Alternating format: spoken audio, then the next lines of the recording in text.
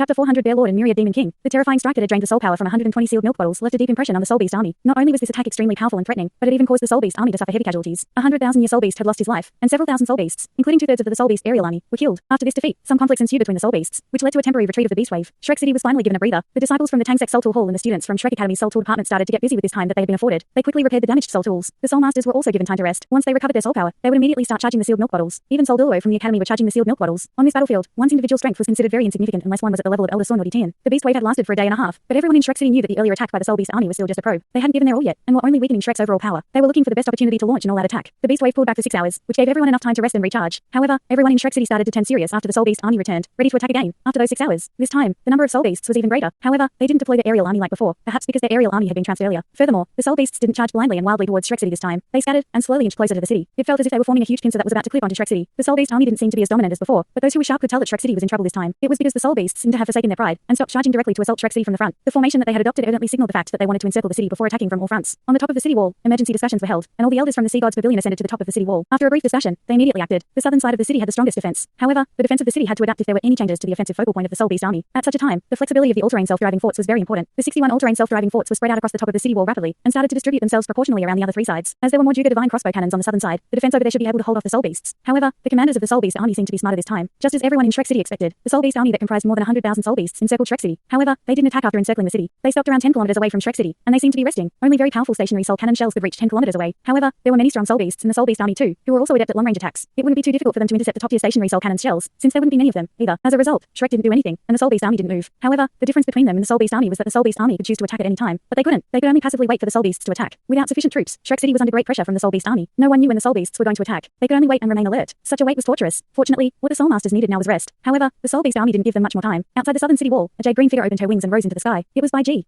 After a few hours of rest and reorganization, she had already fully recovered. She opened her wings, and jade green light shone brightly. Her jade green feathers emitted bright light as they expanded. Very soon, her wings had extended more than 100 meters in either direction. Her appearance also caused the Soul Beasts close to the southern city wall to roar in excitement. They all stood up from the ground and stared at Shrek City with fierce looks in their eyes. To the east of the city, another figure gradually rose into the sky. This figure had 3 heads, and scarlet golden fur grew on its head. Each head of this figure resembled a lion's, but they were even more ferocious. It was the Scarlet King, who was a 3-headed scarlet devil mastiff. To the west of the city, yet another huge figure drifted in midair. In terms of aura, he appeared to be much stronger than the Scarlet King and Bai Ji. He was more than 15 meters tall, and there was thick dark golden fur on his body. His arms were extremely long, as they drooped along the sides of his body. Even given the size of his body, his arms were still long enough to extend below his knees. This meant that his arms were more than 10 meters long, and they were also extremely thick. His shoulders were the most exaggerated, swelling up like little mountains. To everyone from the Tang Sect, such a Soul Beast was very familiar. This was because there were 2 little fellows in the Tang Sect that were of the same species as this Soul Beast. It was just that the difference in their sizes was too great. Yes, this extremely large Soul Beast was a dark golden terraclaw bear, which was often recognized as an exterminator of forests and a destroyer in the world of Soul Masters. This bear was undoubtedly the ruler of all bears, the Bear Lord, who was ranked 6th among the 10 great savage beasts. He had a 470,000-year cultivation. It was appropriate to call him the number 1 bear in the history of the Douluo continent. In terms of rank and cultivation, he wasn't as strong as Bai Ji. However, the combination of Bai Ji and the Scarlet King wouldn't even be comparable to him in terms of fighting strength. In fact, Tian was the only one in the Great Stardow Forest who could tame the Bear Lord. The northern side of the city, which was the furthest from the Great Stardow Forest, was also being surrounded by the Soul Beast army right now. In midair, there was also another figure. It was a human-shaped Soul Beast this time. He was aesthetically pleasing, like Bai Ji, and different from the Scarlet King and Bear Lord, who preferred to appear in their original forms. He adopted the appearance of a middle-aged man. He wasn't particularly handsome, and his face was slightly pale. His eyes were a deep jade green that could penetrate through one's soul. A jade green glow shone amidst this depth and serenity, but this glow was starkly different from the elegant jade green that Bai Ji emitted. He wasn't considered very large, but he was extremely slender. He was wearing a long, dark green robe. It moved even without any wind, fluttering slightly to and fro. His hair was also dark green, but it was a little too long. It was more than 10 meters in length as it flowed behind his back. To be able to become commander of the Soul Beast army, just like the other 3 savage beasts, he was naturally a savage beast himself. 5 of the 10 great savage beasts lived in the Great Stardow Forest. Apart from Tian, Bai Ji, the Scarlet King and the Bear Lord, there was one more Soul Beast. It was the Myriad Demon King, a demon tree that was ranked 5th among the 10 great savage beasts. According to the legends, the Myriad Demon King ruled over all the plant-type Soul Beasts in the Great Stardow Forest. Compared to animal-type Soul Beasts, plant-type Soul Beasts found it more difficult to survive. They grew slower than animal-type Soul Beasts when they were young. Generally speaking, plant-type Soul Beasts had to reach 1,000-year cultivation before they could protect themselves, whereas animal-type Soul Beasts already possessed fighting strength at a 10-year cultivation. However, there were innately gifted plant-type Soul Beasts. When they grew, they were even scarier than animal-type Soul Beasts. The Myriad Demon King was an example. He was originally a demon tree that had grown at the edge of the forest. There was nothing special about his lineage. While demon trees were considered a rare species in the Great Stardow Forest, they weren't considered very strong, even if they cultivated into Soul Beasts. This was because they were considered spiritual type and were most adept at using their tree to numb and control their opponents. After that, they would gradually use their corrosive sap to kill them. While their opponents rotted away, they would turn into nourishment for these demon trees. In terms of lethality, demon trees weren't special among plant-type Soul Beasts. However, the Myriad Demon King was an anomaly. He was considered an anomaly because there were other types of plant-type Soul Beasts that grew around him. The demon tree survival rate was considered quite high among plant-type Soul Beasts, as they didn't have any fruit that other Soul Beasts found extremely tempting. In addition, they even released a pungent smell. Generally speaking, it was not common for other Soul Beasts to take interest in them, but there were a few rare types of plants that had lived around the Myriad Demon King, which included immortal spirit grass. Immortal spirit grass was naturally psychic. The moment they grew, They possessed intelligence that was similar to ordinary soul beasts. After some time, they would become stronger. At the same time, they were extremely nutritious, and were considered nourishment for both soul beasts and soul masters. It was just that the growth conditions needed for immortal spirit grasses were very strict. Even in the Great Douluo forest, which was an excellent natural habitat for soul beasts, they rarely appeared. 1,000-year immortal spirit grass was already considered a treasure. The greatest advantage the Myriad Demon King had over this immortal spirit grass was that he was born 10,000 years earlier. He soon discovered that an immortal spiritual grass had grown nearby. At that point in time, he already possessed his own intelligence. Furthermore, he had some abilities then, and could at least spread his scent over a larger area. As a result, the Myriad Demon King took great care of this immortal spirit grass. No matter how gifted or intelligent immortal spirit grass was, it was only like a piece of blank paper after it was born. Furthermore, immortal spirit grass would only treat soul beasts and humans as enemies. It would never treat another plant like the Myriad Demon King as an enemy. The Myriad Demon King protected this immortal spirit grass using his pungent smell until it grew to 1,000-year cultivation. At that point in time, this immortal spirit grass already treated him as its best friend and even developed a heavy sense of reliance on him. After tolerating it for 1,000 years, the Myriad Demon King finally made his move on this immortal spirit grass. In fact, the Myriad Demon King didn't know what the result would be after he devoured this immortal spirit grass. He was just making a wild attempt because he was indignant. He didn't want to remain at the edge of the Great Douluo forest for his entire life. He was very envious and jealous of those strong soul beasts. This was why he took a gamble to see what benefits he might possibly obtain from this immortal spirit grass. This 1,000-year immortal spirit grass was ultimately unprepared against the Myriad Demon King, who had plotted this for centuries. Under the corrosion of the Myriad Demon King's poison, it melted. The Myriad Demon King uprooted it completely and turned into fluid before smearing this fluid on his body. To him, he would have only wasted 1,000 years, even if he failed. To a plant-type soul beast, 1,000 years wasn't considered a long time. From that point onwards, the Myriad Demon King entered an extremely long period of torment. While this immortal spirit grass was dead, it carried a strong spirit of vengeance, which made it difficult for him to fuse with it. Normally, a demon tree and an immortal spirit grass were two incompatible plant-type soul beasts. However, a miracle happened when this immortal spirit grass vengeance and the Myriad Demon King's persistence combined together. They started to fuse together in a very special way. While the fusion was slow, it managed to change many of the Myriad King's innate abilities. As time passed, he was no longer purely a demon tree anymore. This evolution process continued for 100 years. When the Myriad Demon King regained consciousness again, he discovered that he had become abnormally strong. He possessed the innate abilities of the most outstanding plant-type soul beast. The Myriad Demon King was extremely determined, having tolerated 100 years of pain to complete the fusion. He didn't venture deeper into the Great Douluo forest after the fusion. He continued to cultivate where he was born, and slowly devoured soul beasts of lower cultivations. The current Myriad Demon King was a result of his tolerance in the past. He had a 530,000-year cultivation now and was ranked 5th among the 10 great savage beasts. He was ranked lower than by G, but higher than the Bear Lord. Of the 5 great savage beasts in the Great Douluo forest, the Myriad Demon King was probably the one that most wouldn't want to face if they had to fight one of them if they understood all of their characters. He didn't possess the power of DT or the explosiveness of the Bear Lord, but he was as vicious as a venomous snake, and even possessed a forbearance that was superior to most ordinary soul beasts. He was definitely a terrifying enemy. After DT discovered his existence, he wanted to forcefully keep him within the slaughtering ground so that he could monitor the Myriad Demon King. This was because the Myriad Demon King already ruled over the soul beasts in more than 1/3 of the peripheral region of the Great Douluo forest. With his help, the plant-type soul beasts were able to develop rapidly. DT didn't kill him out of fear. Plants were considered the last line of defense for the Great Douluo forest. The Myriad Demon King ruled over most of the plant-type soul beasts, which made him extremely important to the Great Douluo forest. Even DT didn't dare to kill him. DT even believed that his existence was more important than by G's. Right now, there weren't any plant-type soul beasts in the soul beast army underneath the Myriad Demon King at the northern side of Shrek City. This was also a requirement that DT had for him before this war started. All the plant-type soul beasts that he commanded were not allowed to be part of this beast wave. The reason was very simple. They were needed to offer an escape route for the Great Douluo forest. If this beast wave failed and the soul beasts suffered heavy losses, the plant-type soul beasts that the Myriad Demon King controlled could at least protect the soul beast army as they retreated back into the forest. An emerald swan, a demon tree, a dark golden terraclaw bear, and a 3-headed scarlet devil mastiff. Right now, 4 of the great savage beasts in the Great Douluo forest had appeared on this battlefield. These 4 savage beasts surrounded Shrek City, which meant that this war between the soul beasts and Shrek Academy was about to enter its climax. Shrek City was waiting for reinforcements, and the 5 great savage beasts naturally knew it. Shrek Academy was simply too important. If Shrek City was overrun, there would be one less force to restrain the soul beasts in the Great Douluo forest. The 3 empires in the Douluo continent would be willing to see something like that happen. It was totally necessary to send reinforcements to aid Shrek Academy. Shrek City was stalling for time, while the soul beasts were naturally fighting for time. If they managed to breach Shrek City and destroy Shrek Academy before the reinforcements arrived, whatever reinforcements arrived after that would be meaningless and insignificant. As a result, these 4 savage beasts decided to launch an assault against Shrek City even after the heavy losses they had suffered earlier. Of course, this didn't mean that they would participate in the fight directly. Instead, they were going to hold the fort in 4 different directions, and the intensity of their offense would vary. The soul beasts were targeting the overstretched manpower of Shrek City's defense army. Even if they had to forsake their pride, they had to seize this opportunity to destroy Shrek City. This showed how determined they were. They wanted to welcome DT back with a huge victory. The Bear Lord unleashed a shocking and furious roar. He was at the western side of the city, and it was his side that made the first move. The terrifying beast wave started to surge forward like a tidal wave. The commanders at each of the other sides also gave the order to attack. Shrek City was now being attacked from all sides, and it seemed as if a tsunami was sweeping toward the city from all directions. This was the true strength of this beast wave. When they attacked all out, they managed to fully tap into their absolute numerical advantage. All of the elders of the Sea God's Pavilion had gathered at the top of the sea wall by now. They and the inner courtyard disciples were distributed along sections of the city wall. The all-terrain self-driving forts and Judah divine crossbow cannons were also ready to be used. The time Douluo Shizing quickly rose into the sky, and his voice echoed as he used a powerful sound-amplifying soul tool. Warriors of Shrek City, teachers and students of Shrek Academy, I am the city defense officer, Shizing. The soul beast army is coming for us. This is a fight that we can't back away from. The result of failure will be death. It's not just us that will be dead. All the civilians in Shrek City will also be dead along with us. For Shrek's glory, and for ourselves, I implore all of you to bring forth your greatest courage and strength to fight. He shouted the last few words in fury. Long live Shrek!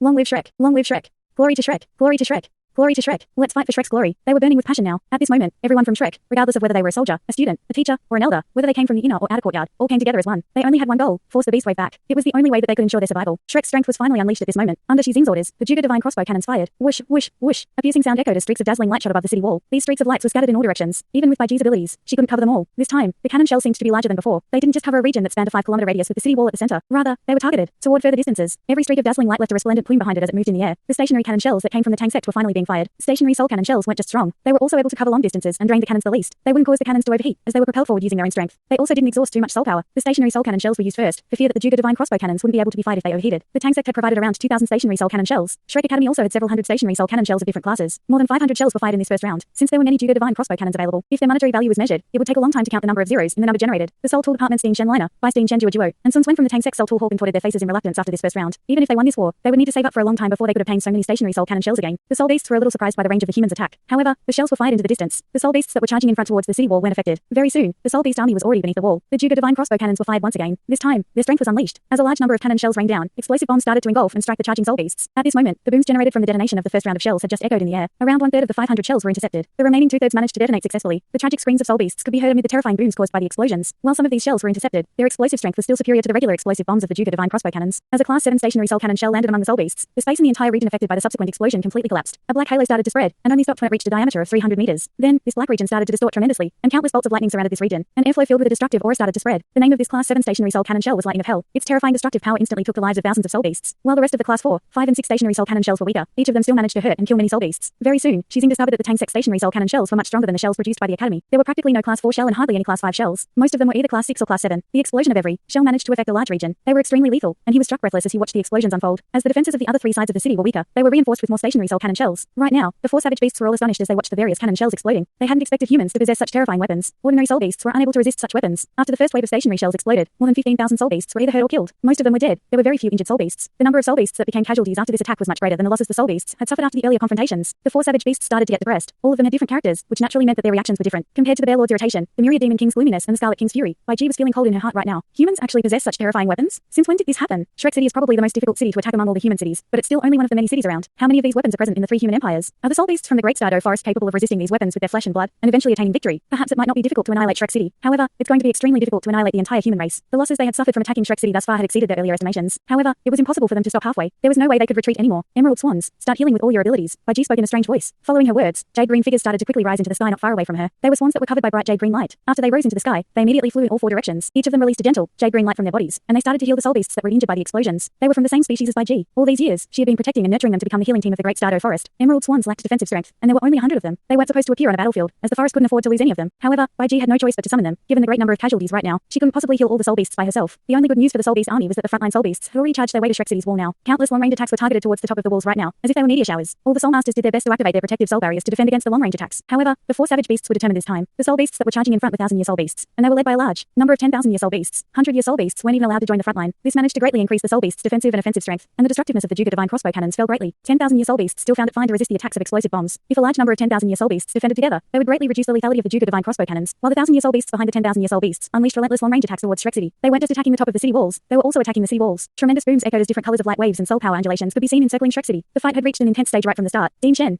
Shizing immediately turned to look at Shen Liner after unleashing his space-time turbulence. Shen Liner gritted her teeth, and her cheek muscles trembled a little. After this, she shouted, "Fire all the stationary soul cannon shells. Don't hold any back." The soul beast's attack was too ferocious. The 10,000 and 1,000-year soul beasts on their front line placed immense pressure on Shrek City. Under such a circumstance, she couldn't place any sentimental attachment on the cannon shells anymore, and had to use them all. Stationary cannon shells were fired towards the distance once again, and they scattered in different directions to stall the reserves of the soul beast army from following the frontline soul beasts. The 61 self-driving forts were also thrown into the fight, and they were resisting the attacks of the soul beasts on the other three sides of the city wall. Everyone from the Tang Sect was now at the southern city wall. Without a doubt, this was the side of the city that faced the greatest pressure. While the attacks being launched against the other three sides of the city were also very strong, the greatest number of 10,000-year soul beasts were charging towards the south side of Shrek City. Bei Bei, Shu Sanchi, Jiang Nanan, Hiketu, Jia Xiao, Ji Duiken, Jing Zian, Na, Mosun and the others were all waiting as they adopted a strict formation. Mosun had entered the battlefield under the protection of an elder from the Sea God's Pavilion. He was given priority access to sealed milk bottles, as he was needed to offer all-around auxiliary support on the battlefield. With him around, the overall fighting strength of the Soul Masters could be raised by 20%. Not far from everyone from the Tang Sect were a few familiar faces: Dai Huobin, Zhu Lu, Ning Tian, Wu Feng, Xu Wanyu, Cao Jingxuan, Zhou Sigan and the Lan sisters. They were also all ready to fight. After all, there was a limit to how long their soul tools could last. Once the sealed milk bottles were drained, a brutal close contact war was bound to ensue. The elders from the Sea God's Pavilion and the teachers from Shrek Academy were facing the strongest soul beasts. There were even more of those 10,000-year and 1,000-year soul beasts that relied on the strongest soul beasts from the Great Douluo forest to protect them. Bei Bei turned around and said to his teammates, "Later, we'll have to stick together as we fight. Brother Ji, you'll take the front. Sanchi and I will protect your sides." Ji Duiken nodded and held his judgment sword as he walked to Bei Bei's side. Right now, he was extremely excited. To him, a war was like a fight, and his fighting will have long been infused in his blood. Bei Bei then said to the rest, "Nanan, Zian, the two of you will be supporting and coordinating at the sides. Na, you'll coordinate from the back while Xia will be the main controller behind Brother Ji. K2, you'll be watching and managing the situation from behind Xia. What about us, eldest senior?" Nan Qiuqiu and Yu started to approach him from beside Nan Shushui. Bei Bei didn't task them with anything. This was because of their lack of chemistry with everyone else from the Tang Sect. At this critical moment, they couldn't affect their team unity. Elder Nan Shushui, Yu, Qiuqiu, and Yu will be our backup. Our formation can't be too large. We'll run the risk of encountering too many soul beasts at once. If Ji Duiken isn't able to hold out in front, I'll need you to replace him. Elder Nan Shushui, Yu and Qiuqiu, this is the same for the two of you. You must constantly monitor our situation. Once someone has been drained too much or is injured, the two of you will be replacements. Nan Qiuqiu and Yu were displeased that they weren't immediately sent onto the battlefield. Just as they were about to debate it, they were pulled back by Nan Shushui. Nan Shushui nodded at Bei Bei and said, "No problem. Let's follow the sect leader's instructions." Bei Bei took in a deep breath and revealed a lost look on his face. "Little Junior, when are you returning? It would be great if we had you around. Thanks so much for watching this video. Don't forget to hit the like button and subscribe. Also leave a comment down below with suggestions on what novels to read.